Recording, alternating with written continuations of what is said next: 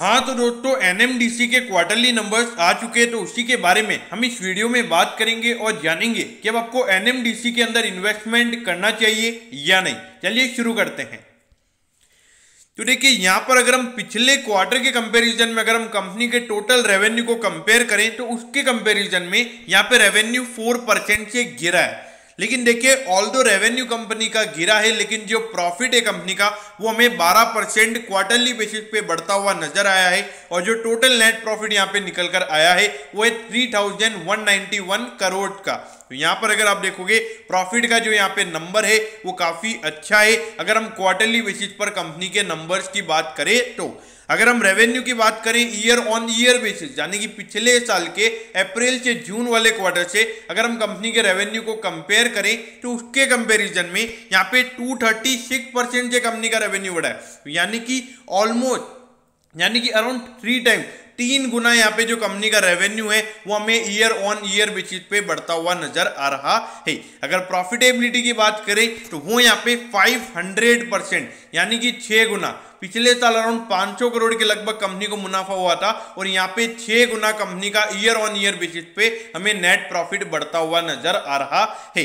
देखिए year on year basis के जो नंबर है वो तो ऐसे ही आने वाले थे, लेकिन अभी जो क्वार्टरली बेसिस का नंबर है जहां पे कंपनी का रेवेन्यू गिरा है फिर भी प्रॉफिटेबिलिटी बढ़ी है, तो ये एक बहुत ही पॉजिटिव इंडिकेशन एनएमडीसी के स्टॉक के लिए हो सकता है। अब ये देखिए 50,000 करोड़ का इस कंपनी का मार्केट कैप है। अगर आप देखोगे इंडस्ट्री के कंपैरिजन में आपको बहुत ही सस्ते वैल्यूएशन पे मिल रहा है, क्योंकि अभी गवर्नमेंट ने स्टेक बेचा है और मार्केट में जो नंबर ऑफ शेयर्स है वो बहुत ज्यादा फ्लोट हो रहे हैं, उसकी वजह से ये आपको अंडर वैल्यूएशन पर मिल रहा है। और उसके अलावा 4.5% का स्टॉक का डिविडेंड यील्ड भी है, तो अगर इतना डिविडेंड यील्ड होगा तो मार्केट स्टॉक को अंडर वैल्यूएशन पर ही ट्रेड करवाएगा।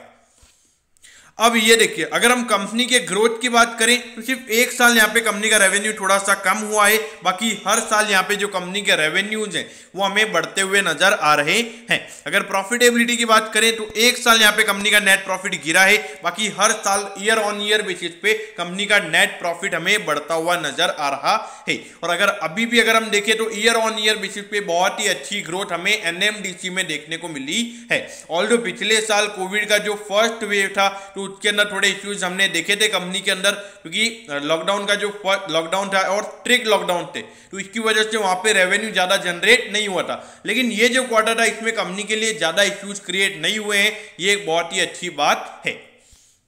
अब ये देखिए 174 पे यहाँ पे एनएमडीसी का स्टॉक अभी ट्रेड हो रहा है और 213 का इसका ऑल टाइम हाई है। तो अगर हम ऑल टाइम हाई से कंपेयर करें तो अराउंड 20% ये स्टॉक अभी आपको अपने ऑल टाइम हाई से डिस्काउंट पे मिल रहा है। तो देखिए एनएमडीसी एक गवर्नमेंट कंपनी और इसके जो नंबर ऑफ शेयर्स मार्केट में है वो बहुत ज्यादा फ्लोट हो रहे हैं, उसकी वजह से ये ज्यादा प्रीमियम वैल्यूएशन पे ट्रेड नहीं होता है।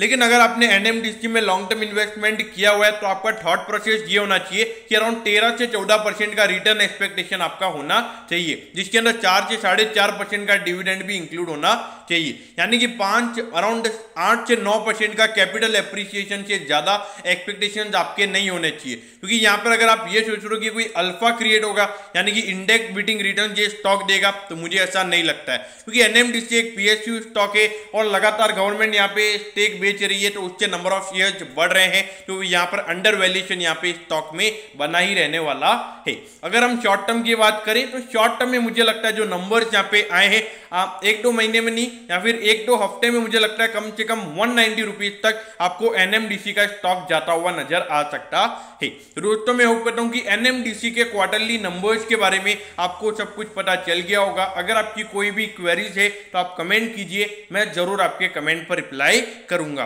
ओके दोस्तों, thank you, have a nice day.